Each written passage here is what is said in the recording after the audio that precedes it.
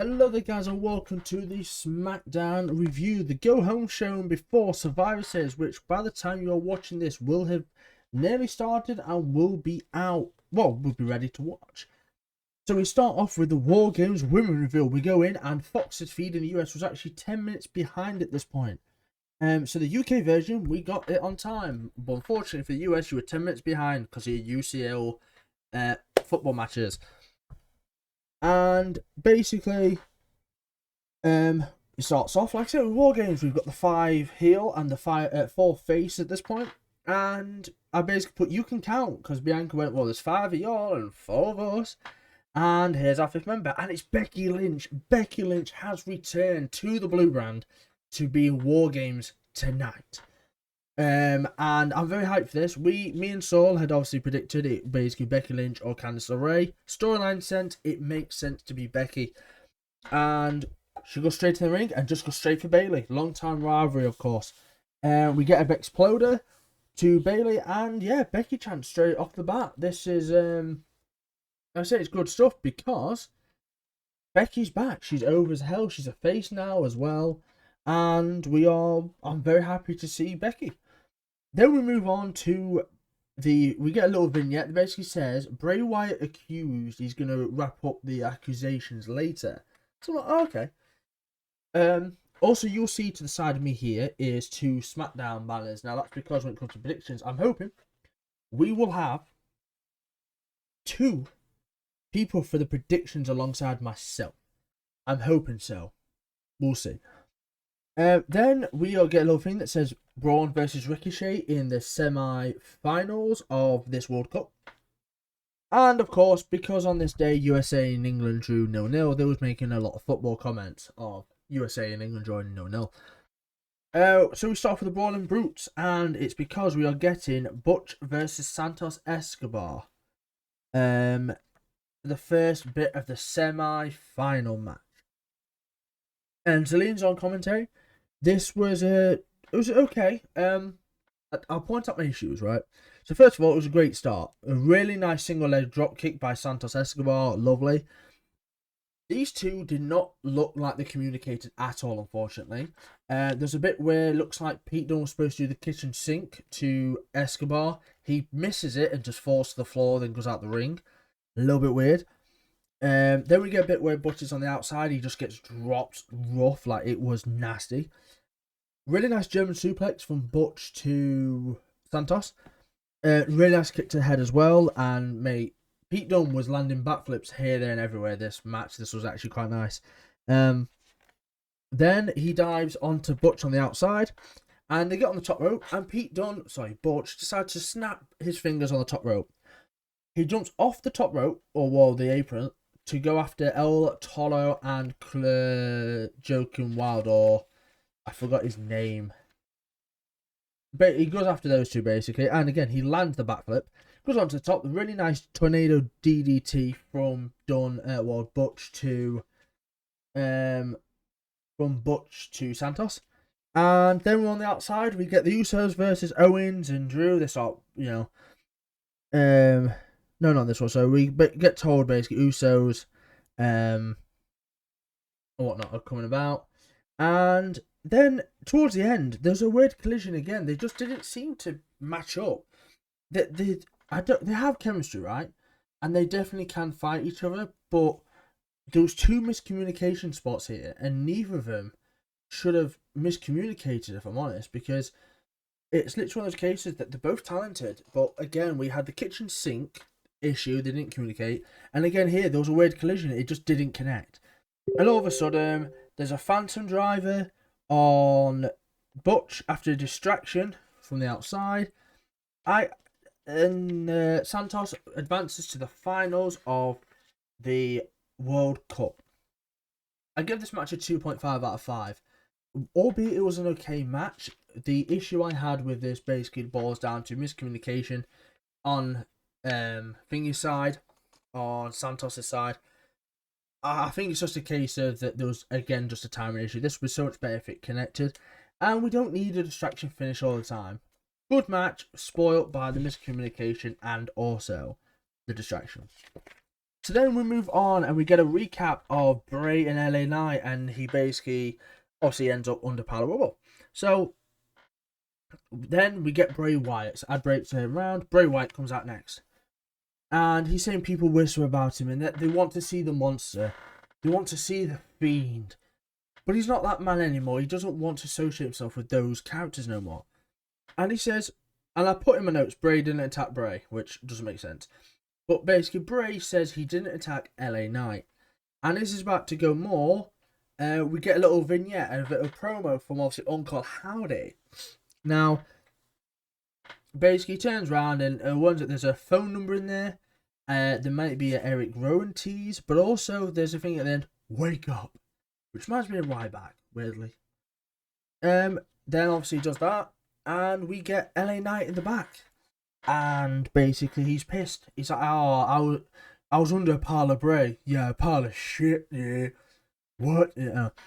And he basically says he's pissed that he doesn't buy into it and he doesn't give a crap. Now, at this moment in time, predictions obviously aren't out, but LA Knight and Bray has not been announced for Survivor Series. So, I think it might be safe for the next pay-per-view, which is in January. But, right, my issue here is, if you actually look at the card, you got the triple threat match. In the predictions, we'll get onto this, but we've got the triple threat match. We also have the 2 WarGames matches. We have the women's SmackDown match, and we also have Finn and AJ. And that's it. Gunther doesn't have an opponent. We don't have anything here for LA Knight or Bray, so the card's a bit thin, but at the same time, it could be one of those that we may get. So basically it's a case of that I'm hoping we get it announced. If not, okay, whatever. We move on. Hit Row time. We're getting Hit Row versus the Viking Raiders, because obviously they came out and attacked. Because Sarah Logan, who's now known as Valhalla, by the way, stole the gimmick off of someone else. So basically, yeah, I've seen a lot on Twitter that Sarah Logan stole this gimmick off of indie wrestler. I don't know about this indie wrestler. I've not done my research, but from the pictures I've looked, it is identical. So I do agree. Look, maybe give credit where credit's due, or at least, do something different, because I do feel as though this is an issue. You should not be stealing someone else's gimmick. Bear in mind, they've been doing it on the indies for a very long while now. And I thank Kid Bandit actually for mentioning this. Kid Bandit is an amazing wrestler. Recently wrestled Aleister Black, actually. Really good match, and I'm really glad I got to see that. An up and comer for wrestling. I'm lucky enough to follow, and have found Kid Bandit. So if you get the chance, go search for Kid Bandit on Twitter. Amazing stuff, honestly. But yeah, so Viking Raiders out. Sarah Logan is now known as Valhalla. I would have preferred this Valhalla name to be the tag team group, but unfortunately it's not. And I put Hit Row getting jobbed out, and yeah, they did. So Adonis is great, by the way, and so is Top Dollar. But Adonis really has something. Adonis is going mental at him, and literally, you get a bit of a flow from Adonis, and then he just gets mauled. Then he basically gets knocked clean out by Eric, I think it is. And he just keeps mauling. Top Dollar goes in, he cleans house, and unfortunately he gets his head completely taken off Adonis gets his head taken off by Ivar, and then they go for the Ragnaroks, obviously God of War reference, finisher, which is basically a double-handed chokeslam. And yeah, Hit Row got jobbed out. I gave this a 1.5 out of 5 because this was shocking. Hit Row should not be getting jobbed out to Viking Raiders. I'm sorry. Viking Raiders have been repackaged more than I've had girlfriends, and in all fairness, that's not a lot, but you get the idea. 1.5 out of 5. So next up, we are getting Ricochet versus Braun Strowman for the second semi-final match. And I've also put crap intro music here for Ricochet because, my God, it is awful. I hate it with a passion. It is awful. Just truly, truly awful. So he goes in and they have a standoff, and Braun taps Ricochet on the head. I'm like, right, okay then. And for that, he slaps the piss out of Braun. He just does. Then we get a nice bit where he does a 1 foot backflip. Obviously, Braun being Braun, he can just launch him. So he launches him up, lands this lovely backflip. And Strowman goes straight into the barricade. Unfortunately for Ricochet, he then gets launched over the table because obviously Choo Choo Man's coming through and launches him. Then there's a bit where he goes straight into the corner and he's just tossing Ricochet about. And all of a sudden, Walter interrupts Braun Strowman with Imperium, right?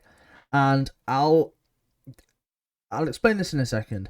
So because of the distraction, Ricochet gets it and pulls a surprise roll-up onto Braun Strowman, and Ricochet beats Braun Strowman to advance in the semi-finals. I give this match a 5 out of 5.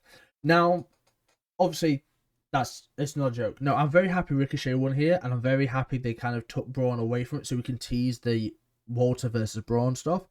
And I think this is actually the best possible outcome to make sure Ricochet can advance and not have like a really big victory over Braun. Because if I'm honest, you're not going to beat Braun.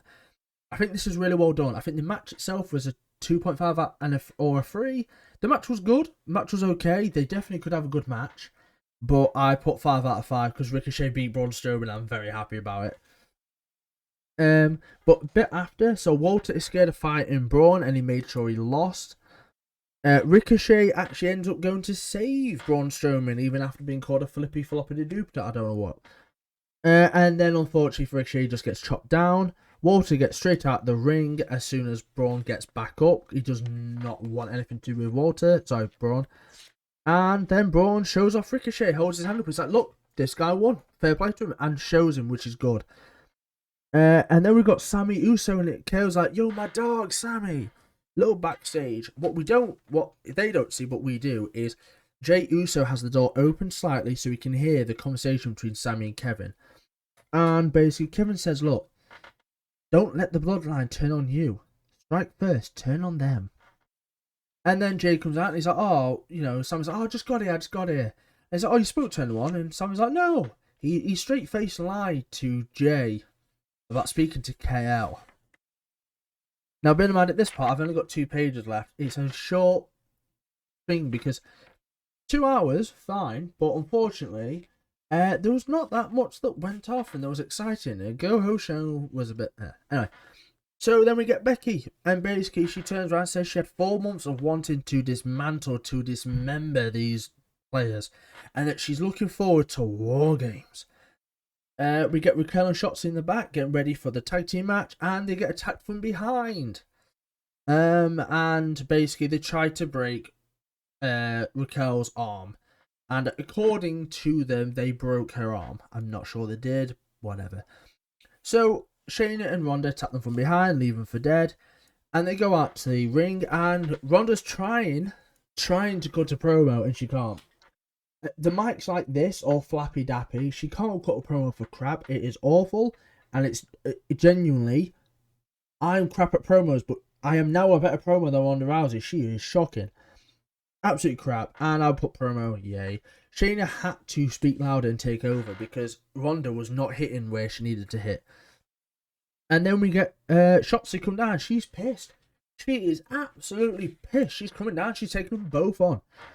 And I went, go on, Shotzi. And unfortunately, she has a bit of a flurry, takes him out a little bit, and then just gets absolutely kneed by Shayna, and it looked brutal.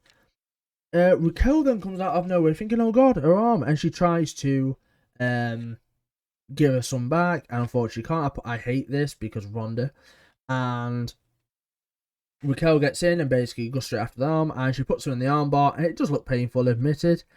And ends up, Raquel then taps to Ronda Rousey like that. I gave this match a 0 out of 5, and I'm not joking. This match was shocking. Ronda's just got a pinfall victory, a submission victory over Raquel. So now Raquel doesn't seem like a threat. Shotzi is now pissed, and got took out. So they had to take the easy way out. And basically, Baszler and Ronda apparently bullies now. So I put, what's the point? And Shotzi goes backstage and says, look, I've been bullied before. I've been bullied again. I will not have this. I will fight for what's right. And then we get KO on commentary. Because we get Drew. And it's the main event. Yes, I've done this for 15 minutes now. And the main event is now. Because this is how SmackDown was. So KO's on commentary, and it's advantage match time, mind you. I do have some good notes for this though, however. So straight away, fast start. I think it's Jay and Sheamus are getting into it very, very fast start from him. Just steams over. Sorry, Sheamus overpowers easily, and bam, there's this nasty slap. It looked like it hurt. There's a standoff between the people on the outside. There's a great tag team stuff. Usos are so good as a tag team. So good. It's unbelievable. And they're doing really good. And Jay telling Sammy to back off. Like, yo, dog, my dog. Back off. Move. This is mine. The famous ball split where they pull Sheamus' legs apart. Which, no. Sheamus really nice scoop power slam. Tag to Drew. Great spine buster. Vicious super kick to Drew, mind you. All of a sudden, both Usos dive, then dive to Drew. This match is fast paced and going off. Drew goes into the steps. They put him in the corner for an Umaga splash. Nice little homage there. And as they're about to do it for a second time, he gets headbutted to hell. Because, oh my god, this headbutt looked like it hurt. Then we get a nice Sheamus hot tag. And we then get the Irish Curse backbreaker. Puts Jay on the side. It's going to be the 10 beats of the batter. Or in this case, the 17 beats of the battering. So then Drew's like, I want to get involved. So Drew goes over, goes to do it himself. And no, they get net break on the rope, unfortunately. There's a really nice Claymore from Drew to Jay, I think it was. They're not the legal men. There's a super kick to Sheamus. Sheamus gets up. Basically, there's a knee. He connects with a knee. He goes for the bro kick. Misses. So misses the bro kick, hits the super kick on Sheamus. They're on the top rope. Sammy helps, pushes them down to the floor, and then one of the Usos does a splash to Sheamus. He kicks out. It's fight night. The tag teams on the outside are just going at each other and at each other. And then all of a sudden, Drew's on the top rope. And they do a flip, and then Sammy's trying to go up to push him off, and Kevin stops Sammy from do whatever he's doing on the top rope. Uso picks up the belt, tries to basically go for the thingy, but the referee's looking at the other side. Kevin Owens gets in the ring, gives Jey Uso a stunner, and then next minute turns around and Sheamus hits a bro kick on him, and boom, 1, 2, 3, your tag team of Sheamus and Drew won the match. But most importantly, they got the advantage for the WarGames match. I give this match a 4 out of 5. Very fast paced, very brilliant. I loved every second of this. It was a really good tag team match. And Drew and Sheamus are a good tag team, you know. All in all, I gave this show a 3 out of 5. It wasn't bad. There were certainly parts that should be better. And our worst superstar of the week boils down to... Our worst is Ronda Rousey, without a doubt. It's every week now. She can't cut a promo. She can't wrestle. I don't like Ronda. And maybe people will go back at me and be like, oh, well, you're not doing it. Ronda is. I get that. But I've got an opinion. And I can share it. And I don't think Ronda is that good anymore. I don't like Ronda. I'm not up for it. However, the best wrestler this week actually goes to Ricochet. He pulled off a massive victory against Braun Strowman. Advances to the finals. And also, I mean, Becky gets it for the return as well. But Ricochet here got put over by Braun Strowman, is in the finals to try and go for the Intercontinental, and should hopefully have a banger of a match with Santos Escobar. So I can't wait for that match. So there you have it. That is my SmackDown review and my worst superstar, Ronda, and my best Ricochet superstar of the episode. I want to say a massive thank you to you guys for watching. As always, I appreciate each and every one of you. Enjoy Survivor Series tonight. I will be showing it in my Discord as soon as this gets uploaded. The link to the Discord will be down below somewhere.